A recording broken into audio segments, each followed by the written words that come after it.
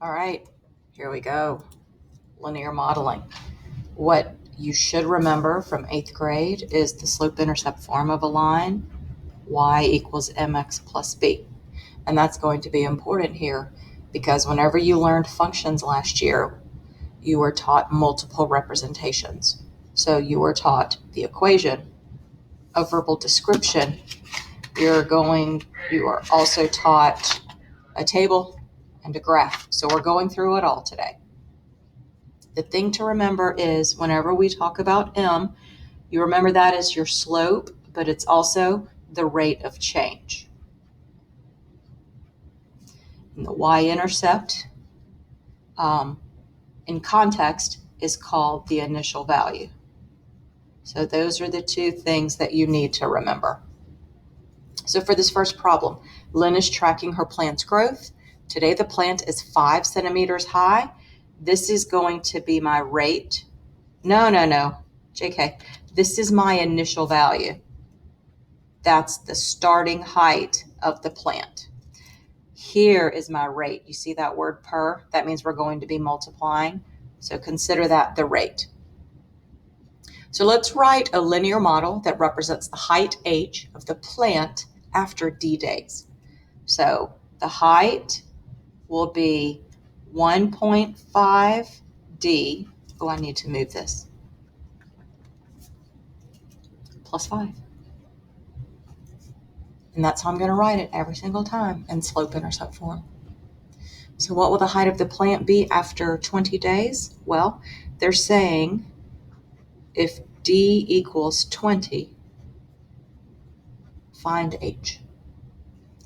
So h equals 1.5 times 20 plus 5.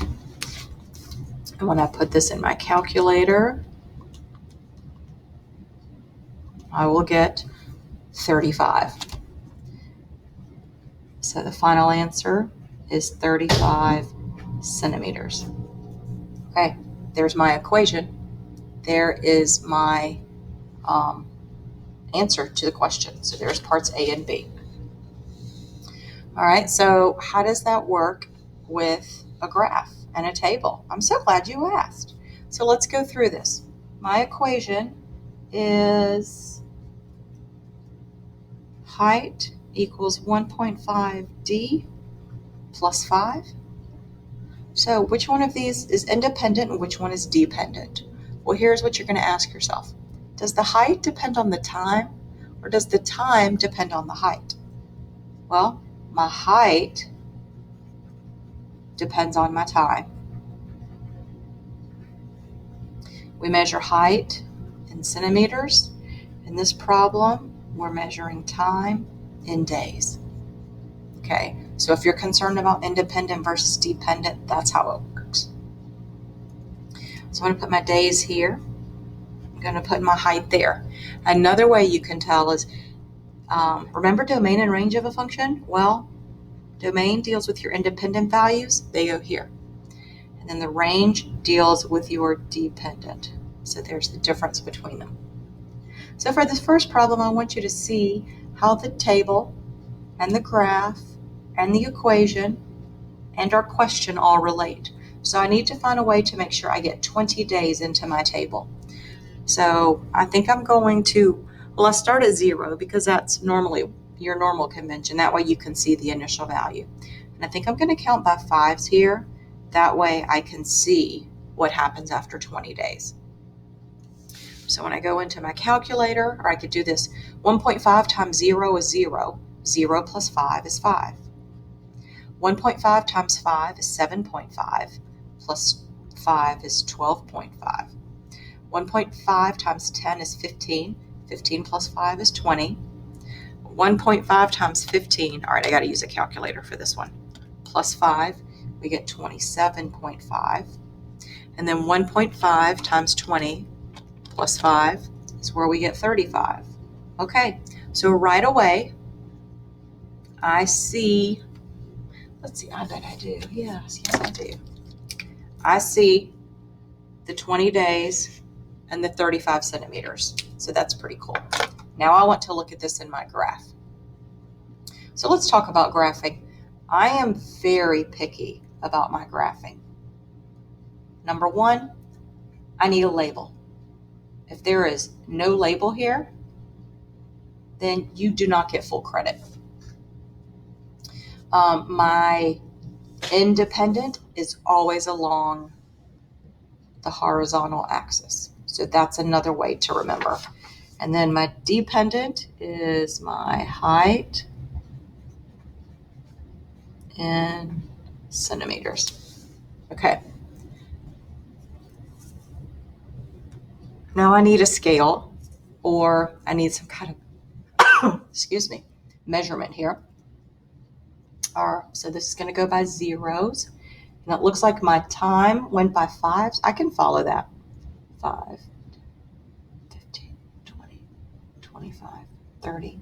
Now, hopefully you're not like me, where a plant will only last 45 days in my house before I've killed it from neglect or from overwatering. It happens.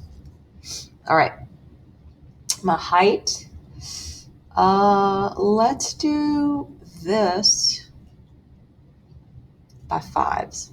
5, 10, 15, 20, 25, 30, 35, 40, 45. And again, the reason I'm counting by fives is because I see 3 multiples of 5 here. And now we graph. So at time 0, I am at 5. At time 5, I go to 12.5. Okay, 12.5 is right in the middle of 10 and 15. At 10 days, I'm up to 20 centimeters. At 15 days, I'm at 27.5. And then at 20 days, I'm at 35 centimeters. So that's pretty nice. I'm going to draw, oops.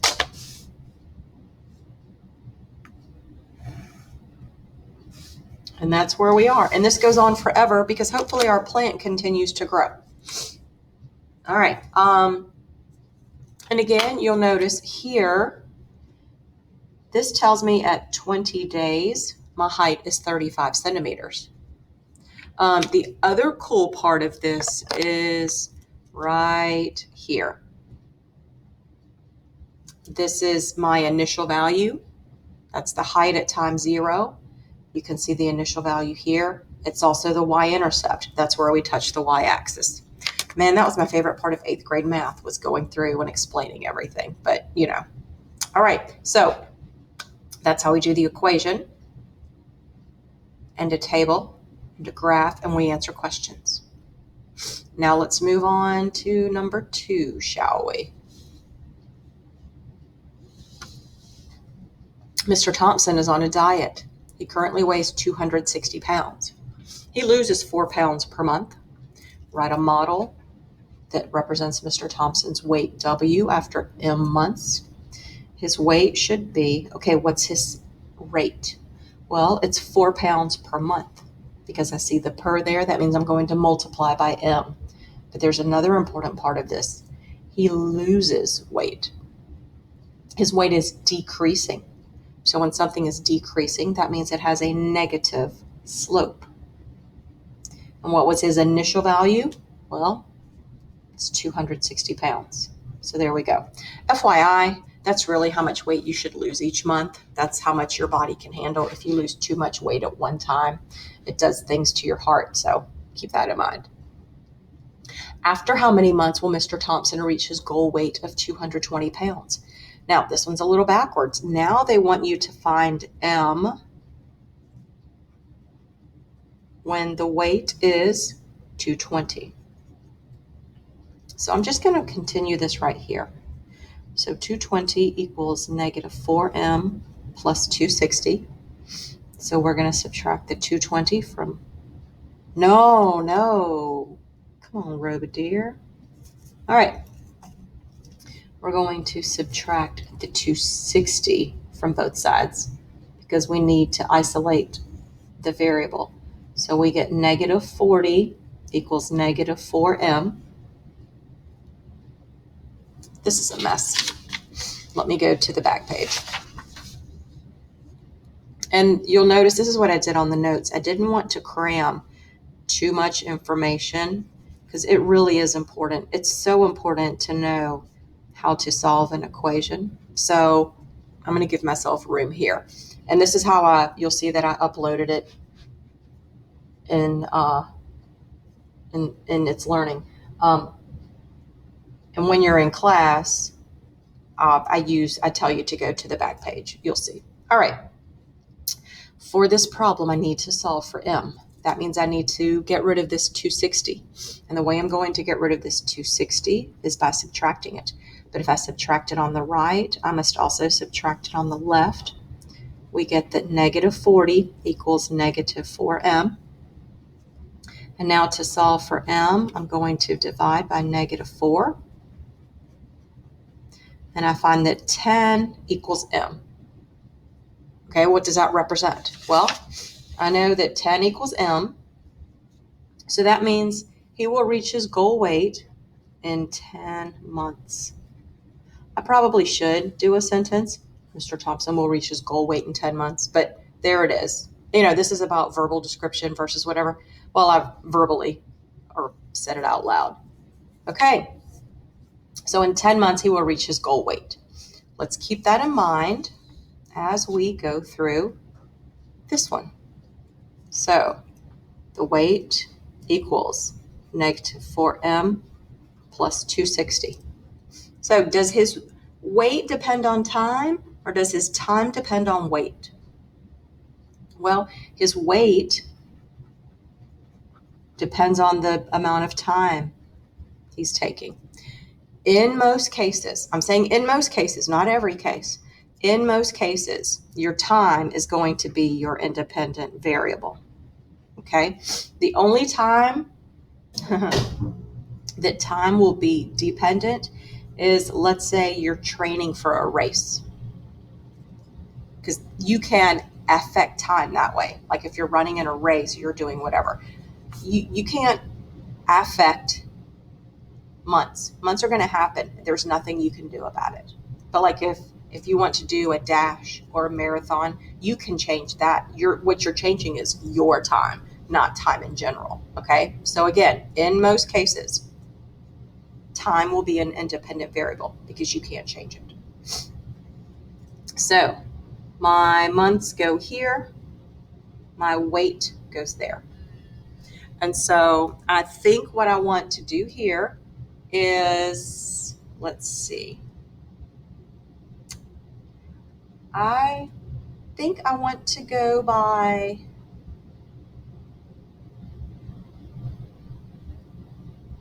let's just count by twos. Let's look what happens at 0 months, 2 months, 4 months, 6 months, 8 months. All right, so when we look at his weight at time 0, he's at 260 pounds. So in 1 month, he loses 4. So in 2 months, he'll lose 8. So he'll be down to 252. After 4 months, he'll have lost 16 pounds. So his final weight will be 244. After 6 months, he'll have lost 24 pounds. So he will be down to 236.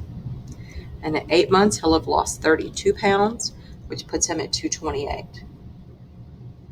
And again, if I were your 8th grade teacher, I would say, notice here, we're losing 8 pounds each month, or between each entry. And over here, we're adding 2. So when we take -8 and divide it by 2, we get -4, which is our rate of change. Okay, so I did go back to 8th grade for just a second. All right, so let's start labeling our graphs. We're looking at our time in months. And then let's look at our weight in pounds. All right. This is time 0. We're going to look at, I think I want to, no, let's stick with what we're 2, 4, 6, 8. Now, here's my question to you. Will Mr. Thompson ever make it to 0 pounds? No, he won't. You never want to be at 0 pounds because that means that you've totally disintegrated. You didn't even burn, because burn leaves ash behind, and ash has a mass. All right, we want to go to 260, and we notice we're going to decrease. So we know the graph will look like this. But I need 260 to be at my top somewhere. So you know what? I'm going to go ahead and put 260 up here as my greatest value. 1, 2, 3, 4, 5, 6, 7, 8, 9, 10. I have 10 of these. How do we want to count? Maybe, I don't know. I guess we should do these. We'll follow what we have in the table. So we'll go 252, 244, 236, 228, 220, and so on. And we know that we're going to have a broken line. So at time 0, he's at 260. At time 2, at 2 months, he's at 252. Now, do not fool yourself here and tell me that the slope is -1. Yes, our points show that we go down 1 to the right 1. But think about it. There is a scale involved there. What we're actually doing is we're going down 8 and then to the right 2. So I still have a slope of -4.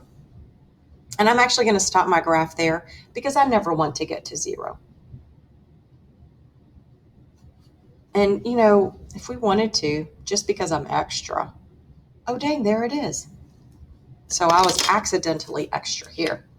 My question was when will he reach 220 pounds? Well, right here.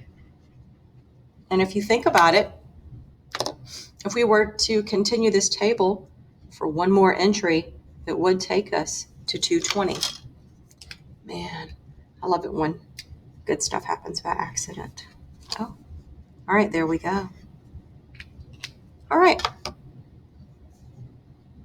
So that's what the equation, the table, and the graph look like when you put them all together. Let's look at number 3. Paul opens a savings account with $350. He saves $150 per month. After how many months will Paul have $2,000? So he's saving money, which means he's increasing the amount of money in his bank account.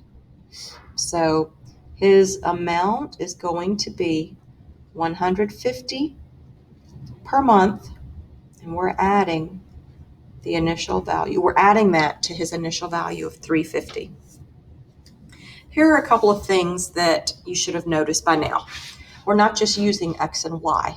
So I appreciate the fact that you're not freaking out over not using X and Y. We're using other variables. And it's really good to pick a variable that sort of follows the context of the problem, because this is amount of money. This is per month, where, normally you would use M. After how many months will Paul have $2,000? So I want to know, find M when A equals 2,000. So I need to solve the equation. 2,000 equals 150M plus 350. And I'm going to the handy back of my sheet. So 2,000 equals 150M plus 350. All right, so to isolate my variable, I have to subtract the 350 from both sides. When I do that, I get 1650 equals 150M. Let me do that one too, just because. All right, now in order to solve this, I need to divide by 150. When I do that, I find that M equals 11. All right, so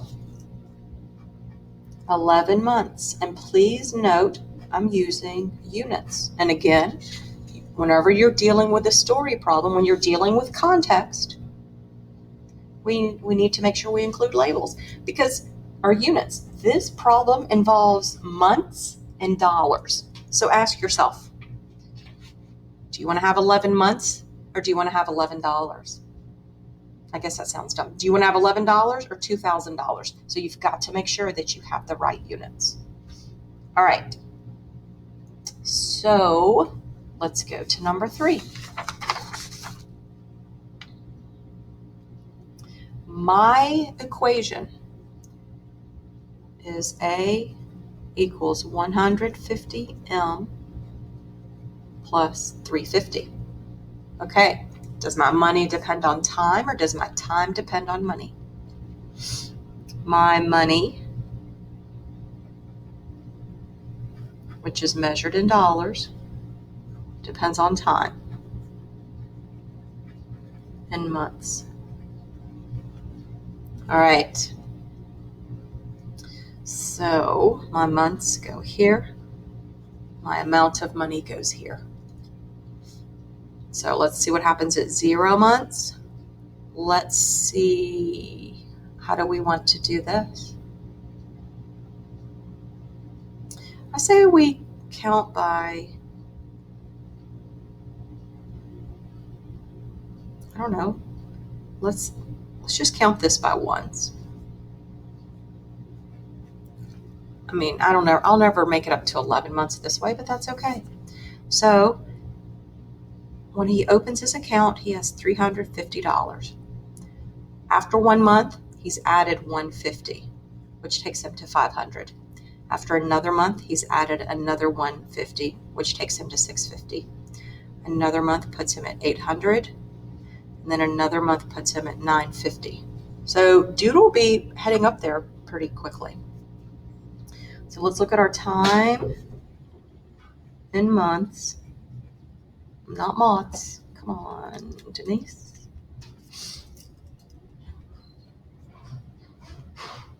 So we're going 0. We're just counting by ones.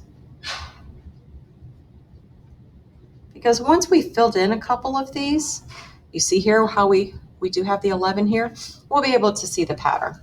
Okay, we want to look at $350. Now, how do we want to count this? That's going to be a big deal. Do you want to start at 350? How do you want to work this? Do you want to count by hundreds? Do you want to count by 200s? Here's the thing. If I count by 100s, I have 100, 200, 300, 400. 50 would go here.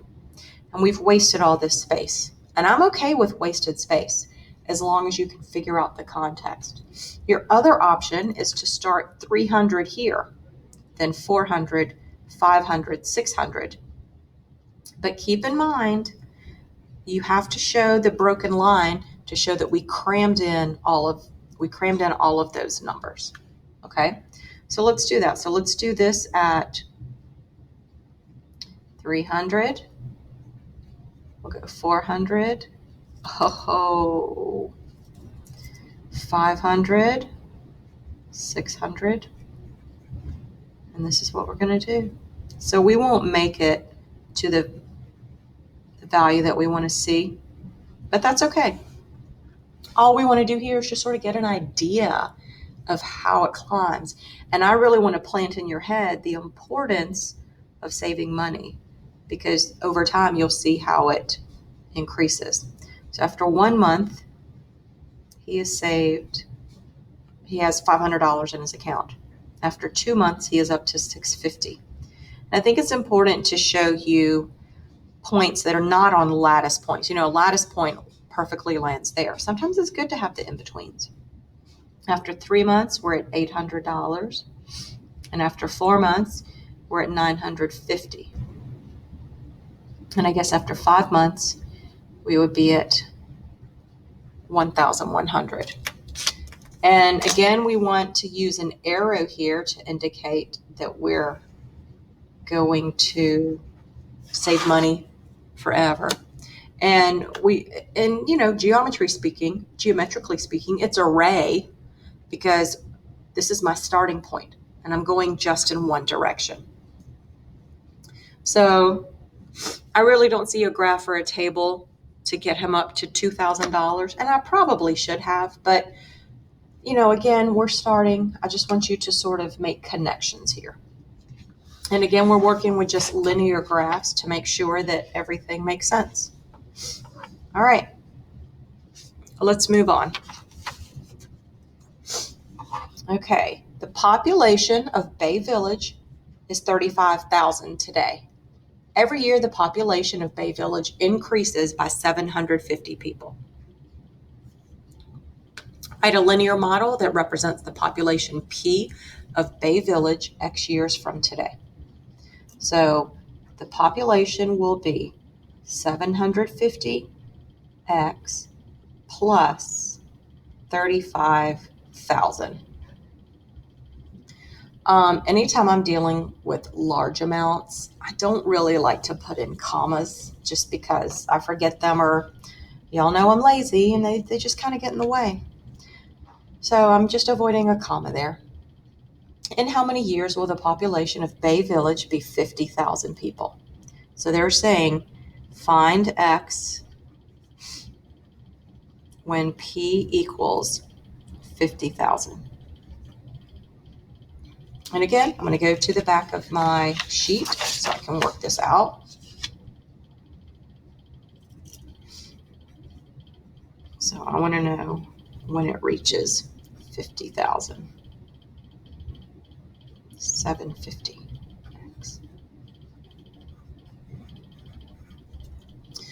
So to solve for my variable, I need to isolate it.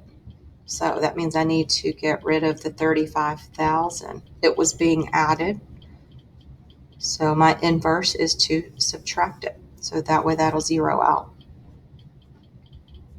I get 750X, and when I subtract here, I get 15,000. All right, now I need to solve for X. So I must divide by 750.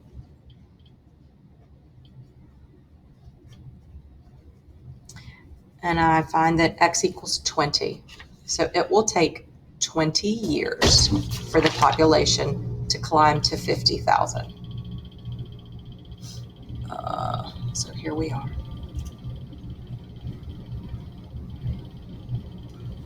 Okay. Let's look at this graph. So my population, P, equals 750X plus 35,000. So does my population depend on time, or does my time depend on population? Well, my population, and that's measured in people, depends on my time in years. Okay? So X, no. My population is, no, that was right. Oh my gosh, I'm tripping. So my independent is my time. My dependent is my population. So let's look at 0 years. Usually when you're planning something, you don't look at year by year. Like let's say this city realizes it's growing. They don't want to guesstimate the population in 1 year. They might want to look at 5 years to see about building hospitals, schools, shopping centers, whatever the case may be. So they look at every 5 years or every 10 years. A population here is 35,000. Okay, so on my calculator, to find what happens after 5 years, I take 750 times 5 plus 35,000. So we're at 38,750. So this was 750 times 5 plus 35. Okay, so let's see what happens after 10 years. My bad. So let's do 750 times 10 plus 35,000. We're at 42,500. Okay, and then after 15 years, let's see what happens. We're at 46,250. And then after 20 years, that's where we reach 50,000. Boy, these are not going to be pretty to graph. So let's look at my time.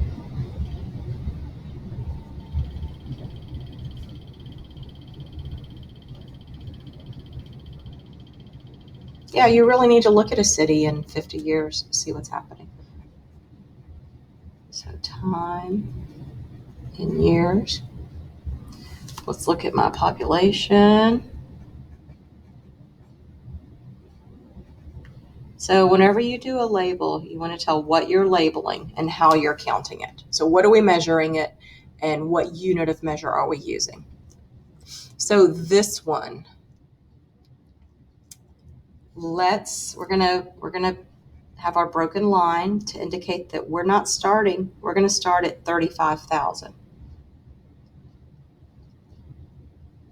And then let's actually do this one by 5,000s.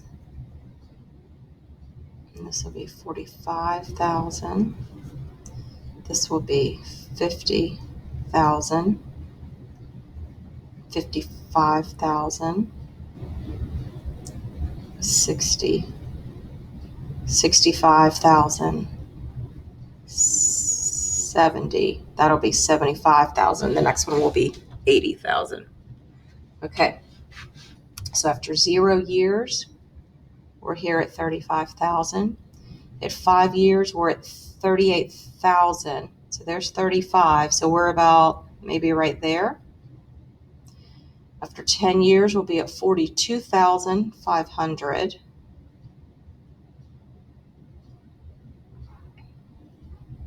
After 15 years, we'll be at 46,250. And after 20 years, we'll be at 50,000. So that's about where we are with things. And of course, my population's going to grow.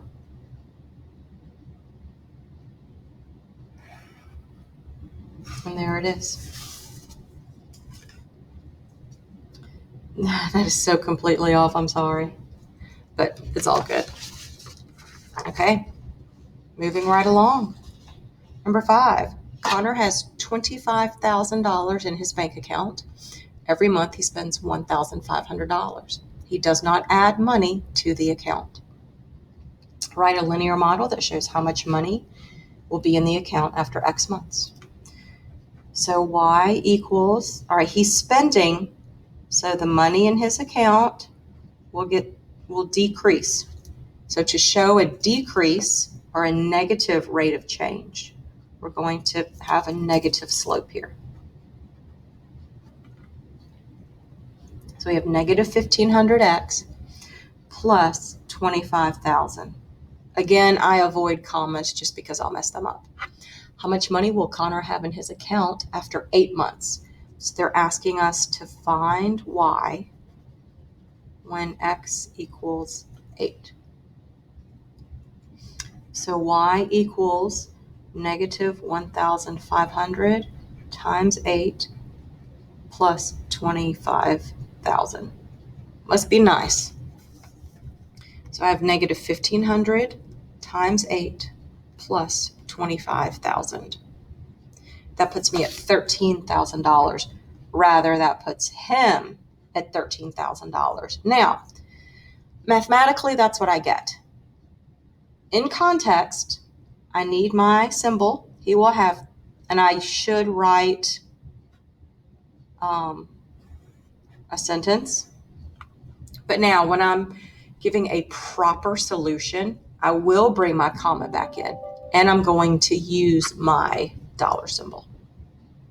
So after 8 months, he'll have $13,000. All right, so let's go here to my equation. My equation, y equals negative 1,500x plus 25,000. Does money depend on time, or does time depend on money? For this one, my money in dollars is measured by dollars. My time is measured by months. Okay, guys, I guess I should have mentioned this earlier. Also notice this. See my dollar symbol? Look where it is. It's in front of the number. You do not put the dollar symbol behind. The word goes behind, not the symbol. That's why I put the word here instead of the dollar symbol, because I don't want you to think that the dollar symbol goes after. So we have X, we have Y. Let's look at 0 months. Let's go ahead and look at what happens each month. So he starts with $25,000. After 1 month, he'll be at $23,500. After 2 months, he'll be at $22,000. After 3 months, he will be at $20,500. And after 4 months, he'll be at $19,000. So my time in months, almost did it again. We don't measure in moths.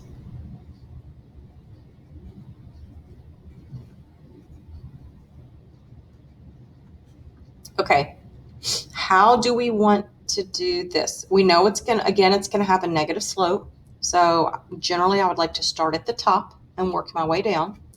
So I have 1, 2, 3, 4, 5, 6, 7, 8, 9. So let's take 25,000 and divide it by 9. Nope, 25,000. Let's divide by 8. 3125. That's too much too. Okay, let's just do this. Let's count by 5,000s.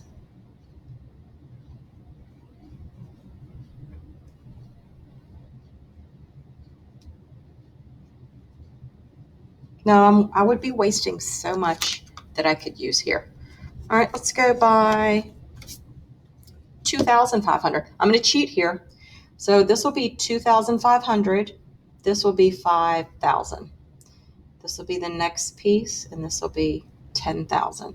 The halfway, 15,000. The halfway, 20,000. The halfway, and then, oh, I'm breaking all the rules here. Here's my 25,000. So this is really 2,500, 7,500, 12,500. I'm just choosing to skip those. Okay, after 1 month, he'll have 23,500, which is about there. After 2 months, he'll have 22,000, which is about there. 3 months, 20,500. 4 months, 19,000. You sort of get the idea of what I'm doing here. I'm just working my way down. So I really need to work on my points a little better. This is going to go here. Let's look at what happens. What was our question? Our question was about how much after 8 months? Well, let's sort of guesstimate here. 8 months puts us here. All right, that's actually close, because what's between 10,000 and 15,000? 12,500. And what did we have on our word problem? How much should he have? 13,000. And look, it's just above 12,500. So we're almost there. All right, let's look at the next one. A cell phone plan costs $30 per month for unlimited calling plus 15 cents per text message. Okay, number one, we're not going to graph this one because I'm not going to go from dollars to changing at 15 cents. It's just a little too much. I mean, of course, we could count this by hundreds, but also this problem is not current, because a lot of companies don't charge per text message anymore. They do unlimited texting. So let's write a model. My cost is going to be 15 cents per text. Then we're going to add the $30 upfront fee. Just for having an account, it's $30. If you send 200 text messages, how much would you pay according to this plan? Okay, so we're saying let T equal 200, find C. So C equals 0.15 times 200 plus 30. And if I calculate that, I will get 60. So let's answer the question. You will pay $60. And again, I'm not graphing that one. All right, last one. A salesperson receives a base salary of $35,000 and a commission of 10%. So remember, it's a decimal, or we need to write a percent as a decimal, so it's 0.1. I'm going to run out of room, so I'm going to put everything here. So A, what is the equation? Excuse me. The equation will be income equals 10% of my sales plus $250,000. I am putting a decimal on that one. If a person sells $250,000, what is the total income? So they're asking me to find I when K is 250,000. So you sell 250,000. Oh, Denise. My initial value is 35,000. Straight up tripping. So you sell 250,000. You get 10% of that. You add it to your $35,000 base salary. And when I do that, 0.10 times 250 plus 35, you make $60,000. Okay? So here's the answer to A, the answer to B. Notice again, commas, $sign. Because we're dealing with context. We're not just dealing with some number, any number. We're dealing with a particular number, a particular dollar amount. So we need all of the things that go with it. Okay. So let's look at this one. Let's see what happens here. My equation will be I equals 0.10K plus 35,000. Does my income depend on my sales? Yes, my income is in dollars.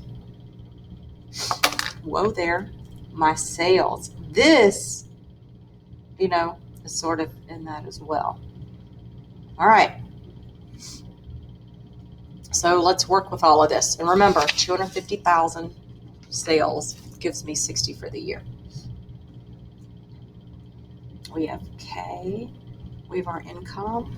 Let's see what happens when we have. Now, we're dealing with let's do this in $50,000 worth of sales. Because I want to know, hopefully you sell more than, 50,000 a year. You don't want to sell $1,000 worth of anything. If you can, you want to go big. It's that whole go big or go home. All right, so my sales in dollars. And then my income is also in dollars. All right, so this one we're going to have to go sideways. So let's look at 0. Let's look at 50K, 100K, 150, 200, 250, 300, 450, 400, and so on. Okay? Again, I'm using laziness, but I'm also saying it's for the sake of not being messy. Okay. We're going to look at 50,000 100,000. Wait, I've already messed up here. Oh, this is my salary. Let's look at my table. I should do this first.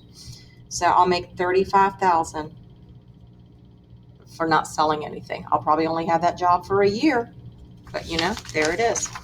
Okay, so if we sell 50,000, 10% of that is 5,000. So we'll go up to 40. 100,000 divided by 10 is 10,000. Add that to 35, we're at 40,000. And I'm rocking and rolling because I see the pattern. Look what's happening. Every time we increase by 50,000, my income goes up by 5,000. So I'm just going to follow the pattern. And check this out. If I did have you put in 250,000 in sales, you would get to 60,000. That's cool. So let's do our little skip a few. And we're going to look at 35,000. And then 40,000. And then 45. And then 50. 55, 60, 65, 70, 75. Okay, so just for coming to work every day, I'll get 35,000. When I sell $50,000 worth of merchandise, my income bumps to 40. $100,000 worth turns me into 45K. $150,000 worth, I've just broken the 50K. And I'm going to continue this pattern. Because it's linear, it follows a straight line, but it also follows a particular pattern. It's got a constant rate of change that we call slope. And we go here. And let's look for this. I sell 250,000, I make 60K. That's not bad. Okay, so what you have to remember is we are in slope-intercept form. You need to know the initial value. That is a constant. Initial value is always a constant. I guess I should summarize here. Initial value is your constant.